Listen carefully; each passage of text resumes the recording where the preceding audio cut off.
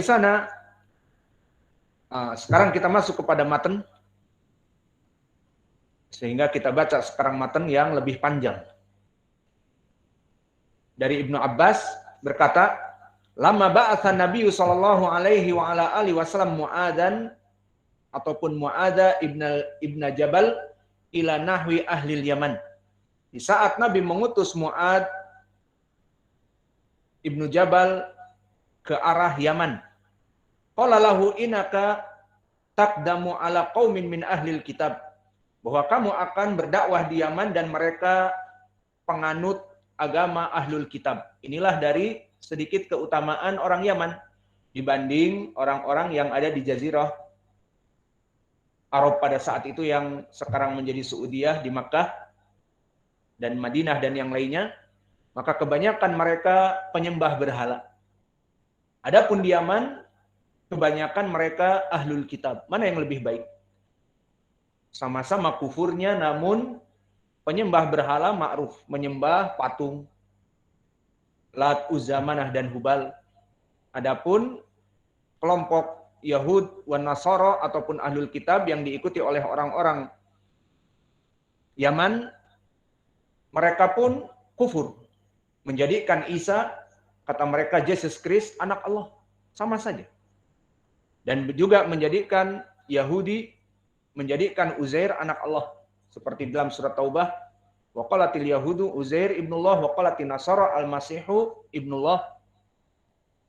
Dalika qauluhum bi afwahihim yudahiuna qaulal ladina min qabl. Maka akhirnya kafaru min qabl. Maka di dalam ayat ini pun menjadi pendalilan bahwa orang Yahud dan orang Nasara dalam keadaan musyrik juga. Namun kesyirikan mereka di sini beralih-alih ada kitabnya, kitab samawi. Ini kita punya kitab Injil. Padahal Injil yang mereka pahami sekarang, Injil yang sudah direkayasa oleh siapa? Oleh Santa Paulus bahasa Indonesianya. In English, Saint Paul. Saint maknanya pendeta. Maka Saint Paul ditugaskan orang Yahudi asli. Seperti biasa mereka mengaku dirinya orang paling pintar di dunia seperti Albert Einstein. Maka jenius katanya menghafal kitab-kitab Injil, akhirnya dipercaya. Dan akhirnya merusak agama Isa ibnu Maryam dengan pendeta ini. Membuat trinitas di dalam kitabnya. Bahwa menyembah Allah juga menyembah anaknya dan menyembah Rohul Kudus. Subhanallah. Dari ajaran Isa yang tauhid menjadi trinitas.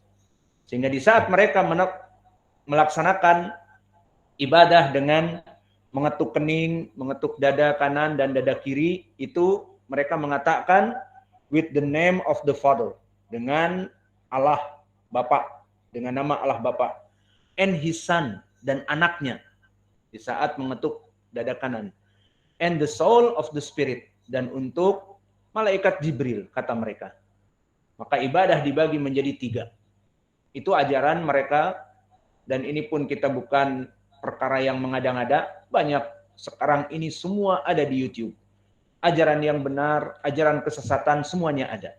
Dan antum jika ingin membuktikan ini, bisa tulis misalnya, tidak menganjurkan, cuman ingin membuktikan, karena para ulama mengatakan boleh kita melihat kutub ahlul bid'ah jika mempunyai akidah yang benar dan ingin membantahnya. Itu tujuannya. Maka boleh melihat kutub fikih dari orang-orang sufi, dari orang-orang syiah, dari kelompok-kelompok yang sesat untuk membantahnya. Dan begitu pun di sini banyak menjadi pendalilan, bukan isapan jempol kita, bahwa mereka mengajari trinitas seperti Allah itu dibagi 3. Allah Bapa, Anak, dan Rohul Kudus. Semua ibadah dikembalikan ke mereka.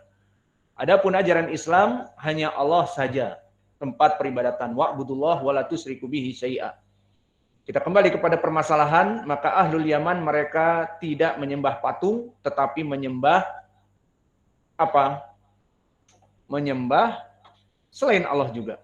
menyembah Yesus Kristus dan yang lainnya.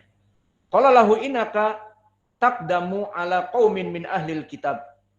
Maka dikatakan kepada Ibnu Abbas bahwa kepada Mu'adz bahwa kamu akan datang kepada orang-orang yang bukan seperti orang Arab yang kebanyakan mereka itu menyembah berhala, tetapi orang Yaman. Namun hakikatnya Yaman dari segi marga maka dia asal dari Arab.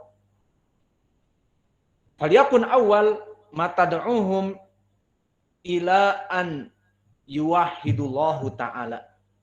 Maka ini poin pendalilan di dalam hadis yang kedua ini. Bahwa pertama kali kamu mendakwahkan tauhid. Maka masuk kepada kitab tauhid dikarenakan mendakwahkan tauhid lafaz ini. Masuk hadis ini kepada kitab tauhid oleh Imam Al-Bukhari di sahihnya karena mengajak kepada dakwah tauhid.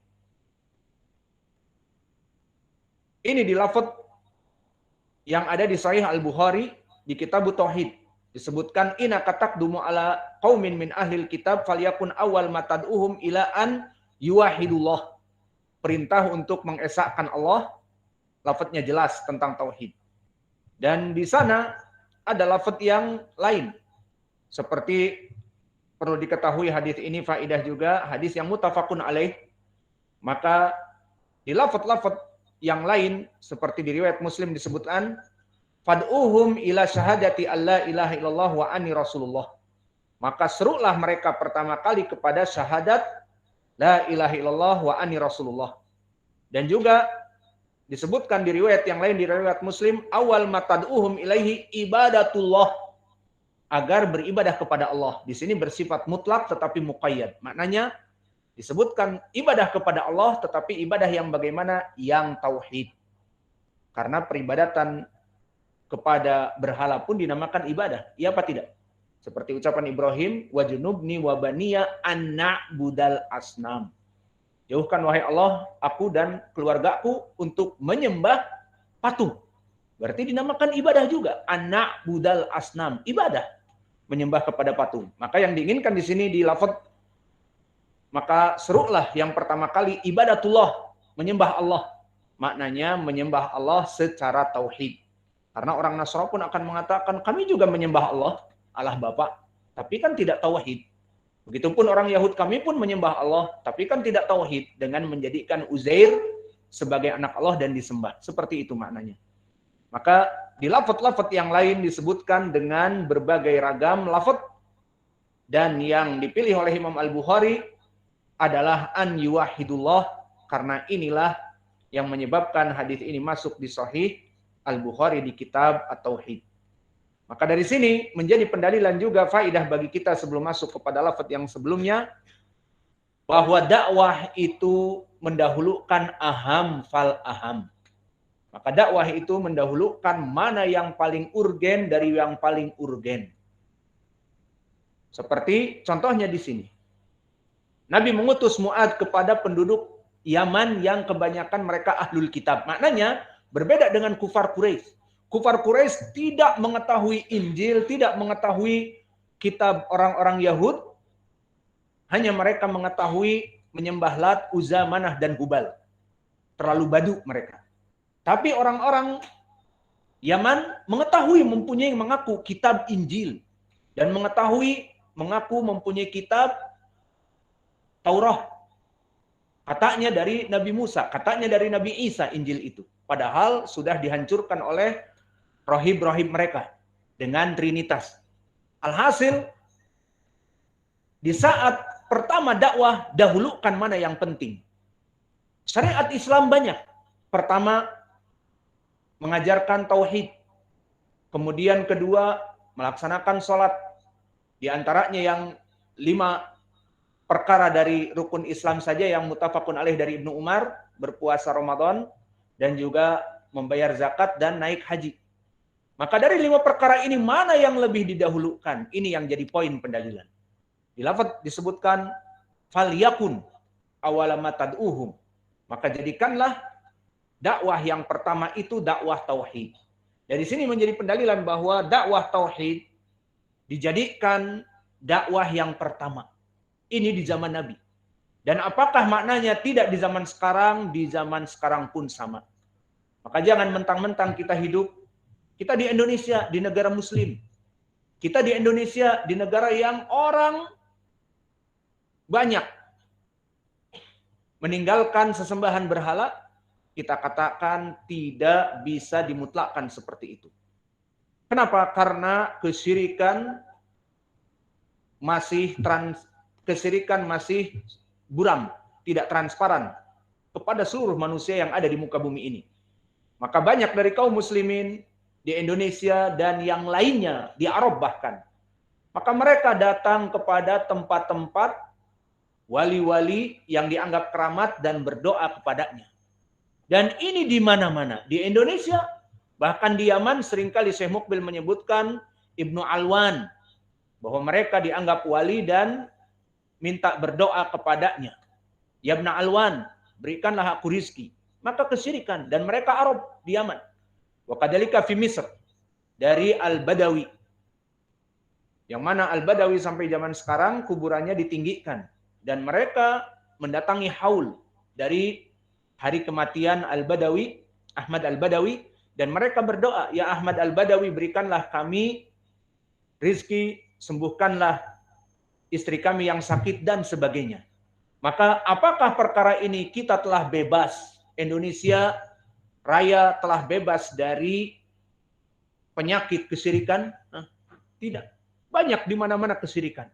Di mana-mana. Dan bahkan orang-orang muslim yang dia zahirnya sholat. Kemudian setelah dia sholat, bertasyahud, asyhadu an la ilaha illallah wa asyhadu anna Muhammadan Rasulullah di dalam tasyahudnya. Dan dari tahlilan bid'ah mereka, setelah sholat, berzikir jamaah, la ilaha illallah, la ilaha illallah. Terus seperti itu. Setiap maghrib kebanyakan. Terutama hari Kamis malam Jumat. Namun, setelah itu dibawa oleh mungkin orang yang mereka dianggap ustadz, ataupun hanya sekedar pengurus masjid. Oh, kebetulan di daerah di mana? Di Sumatera Barat. Daerah mengajak kepada kesyirikan. Misalnya ke Pariaman. Ada siapa? Syekh Burhanuddin. Misalnya. Tanggal sekian adalah haul. Hari kematian, ulang tahun atau kematian yang diperingati dari haulnya Syekh Burhanuddin. Maka mari kita menyewa bus pariwisata ke Pariaman. Akhirnya orang-orang yang tadinya sholat dan bertahlil la ilaha illallah dibawa ke sana dan melaksanakan doa, ya Syekh Burhanuddin, berikanlah aku rizki. Dan bahkan jika tahun-tahun pemilihan dari caleg, calon legislatif ataupun pemilihan dari pemimpin-pemimpin daerah, maka begitu pun akan diramaikan tempat-tempat seperti itu oleh siapa yang datang? Oleh orang-orang besar, ketua-ketua partai yang gelarnya panjang dan lama, profesor, doktor, dan keluar dari jamiah-jamiah university yang besar dan menjadi figur umat, menjadi public figure. Namun akalnya pada saat itu profesornya hilang. Meminta kepada mayat yang sudah mati, wahai Syekh, berikanlah aku rizki, dan sebagainya. Alhasil, tidak kita katakan itu kan zaman Nabi, di mana Nabi mengutus Mu'ad kepada Yaman, awal dakwah itu tauhid. Di zaman kita, alhamdulillah, semua orang kaum muslimin sudah banyak. Lalu apa yang didahulukan? Ya didahulukan ilmu hadis, agar kita bisa mentahqiq hadis misalnya. Atau didahulukan ilmu fikih, terutama fikih ta'addud zaujah, mengenalkan kepada kaum muslimin bahwa sunnah laki-laki itu istrinya banyak. Seperti, bawa dalil lagi. Ucapan Ibnu Abbas kepada Sa'id bin Jubair, hal tazawwaj? Qala la tazawwaj fa inna khaira hadhil ummah aktsaruhum nisaan. Maka nikahlah wahai Sa'id bin Jubair, karena sebaik-baiknya laki-laki di umat muslim ini yang paling banyak istrinya. Wah, itu udah dahulukan. Belum kenal tauhid, Belum kenal apa, pokoknya ta'adud. Ucapannya semuanya ta'adud. Padahal tauhid saja tidak kenal. Maka tidak seperti itu. Yang diinginkan di dalam hadis ini secara mutlak di zaman sekarang pun berapa dari manusia, dari kaum muslimin yang notabene KTP-nya muslim, maka mereka masih tetap dalam keadaan buta tauhid, bukan buta aksara. Maka marilah kita mengentaskan bukan buta aksara saja, tetapi mengentaskan dari buta tauhid. Karena banyak manusia yang masih buta tauhid. Kembali kepada hadis, maka jadikanlah pertama dakwah the tauhid first. Dakwah itu tauhid dulu. Di mana-mana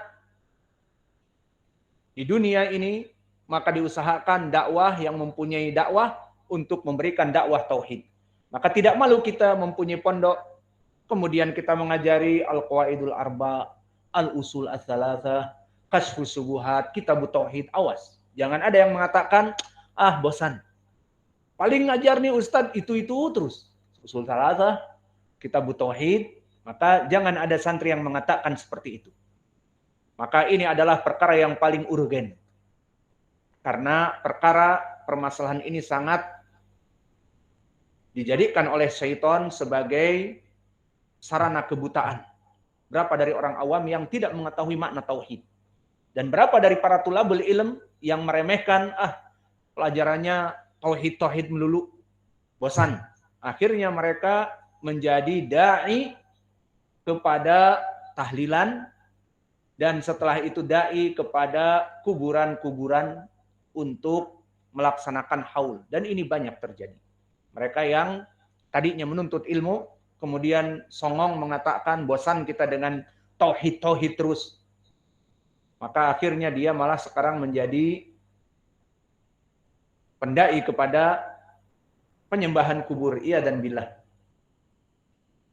Kemudian disebutkan faida arafu dzalik fa akhbirhum annallaha qad farada alaihim khamsa salawatin fi yaumihim wa lailatihim. Lihat bagaimana dijadikan tauhid first.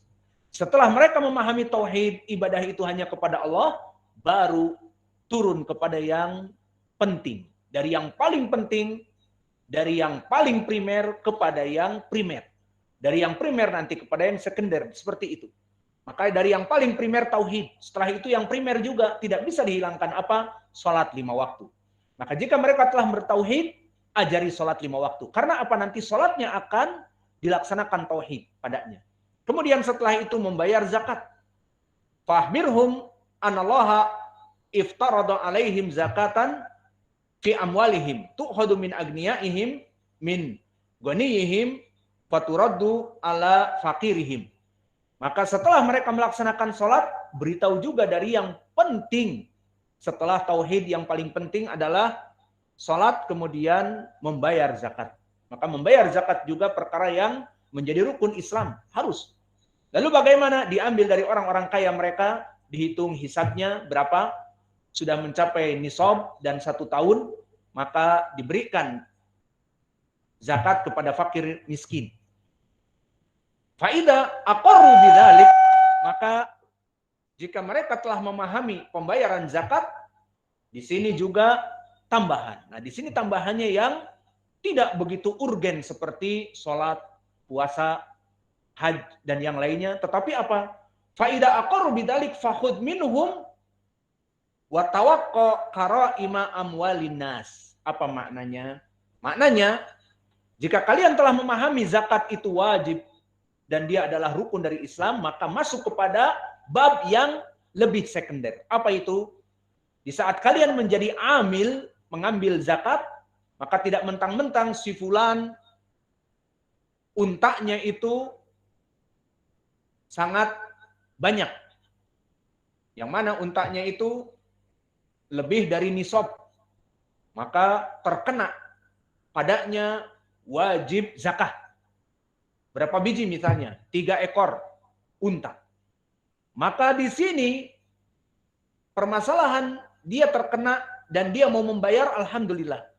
Namun pihak amil di sini di saat mengambil zakat, diambillah unta yang merah. Maka an-naqah al-humur ataupun ibil al-humur, unta yang merah itu adalah harta yang paling besar bagi Arab pada zaman itu. Maka apakah harus diambil unta merah saya? Seperti itu maknanya. Saya mau membayar zakat, tapi unta merah ini harganya berapa? Unta merah di zaman dulu seperti kendaraan mewah di zaman sekarang. Apa kendaraan mewah di zaman sekarang misalnya?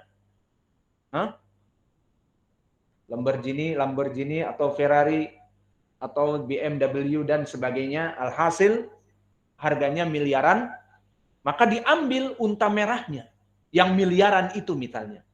Padahal di sana ada unta-unta lain yang tujuannya nanti diberikan kepada fakir miskin, disembelih, dibagikan dagingnya misalnya. Sayang, di sini dia diajari fikih. Maka setelah dipahami zakat itu wajib, maka para amil agar takut kepada Allah. Disebutkan fahud minhum wa tawaqqaq qara'ima amwalin nas. Maka ambillah wahai kaum muslimin yang mengambil zakat dari amil, namun awas jangan kalian mentang-mentang saya petugas zakat kemudian mengambil barang-barang zakatnya itu dari qara'ima amwalin nas, harta-harta yang paling mahal. Maka tidak seperti itu. Maka di sini menjadi pendalilan bahwa mengajari perkara-perkara dari yang paling urgen tauhid kepada yang urgen salat, kemudian zakat, kemudian perkara-perkara yang masuk pelengkap sekunder. Seperti apa tadi? Jangan mendolimi orang yang ingin membayar zakat dengan mengambil harta yang paling mahal. Sehingga nanti akan menjadi tanfir, membuat orang lari dari membayar zakat. Aku nggak mau bayar zakat. Apa? Sudah mau saya bayar zakat, sudah saya siapkan unta yang biasa, dia pingin unta yang merah. Maka harganya miliaran kalau zaman sekarang misalnya, akhirnya dia enggan membayar zakat. Karena permasalahan amil yang dolim. Maka di sini menjadi pendalilan tentang permasalahan dakwah itu dari yang urgen kepada yang dari yang paling urgen kepada yang urgen, dan menjadi pendalilan tentang dakwah tauhid first. Anytime, anywhere kita berdakwah harus tauhid first. Maka mungkin ini yang bisa kita berikan di pelajaran hari ini. Maka insya Allah di pelajaran yang akan datang untuk ikhwanuna agar mentasmi matan yang kita sebutkan tadi. Sanadnya sudah hampir sama. Hanya beda 3 rawi saja. Iya. Dan begitu pun matannya pun sudah ma'ruf. Maka kita cukupkan kajian kita, wa naktafi ila huna wa jazakumullahu khairan wa barakallahu fi ilmikum subhanallah.